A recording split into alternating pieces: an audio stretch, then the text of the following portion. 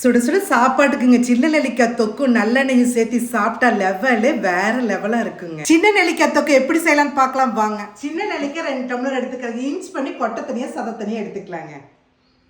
100 gram சின்ன வெங்காயம், 2 கட்டி பூண்டு, 2 ஸ்பூன் வரமிளகாத்தூள், இன்ச் பண்ண நெல்லிக்காய், தண்ணி ஊற்றாம பதமாக அரைச்சி எடுத்துக்கோங்க.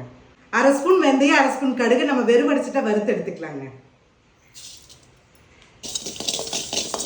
நல்லா படப்படன்னு வெடிக்குதுங்க. இது தனியாக நுணுக்கி எடுத்துக்கலாங்க. தொக்குனாலே நல்லெண்ணெய் தாங்க. இந்த நல்லெண்ணெய் நிறையா சேர்த்திட்டேன்னா 1 மாதம் கூட ஃப்ரிட்ஜில் வச்சு கொஞ்சம் கொஞ்சமாக எடுத்து யூஸ் பண்ணிக்கலாம். 1 கப்பு நல்லெண்ணெய் ஊற்றுறேங்க. நுணுக்கி வச்ச கடுகு வெந்தயத்தை போட்டுக்கலாம். பாருங்க, இந்த பதத்துக்கு அரைச்சி எடுத்தாச்சு. இப்போ எண்ணெயில் போட்டுக்கலாங்க.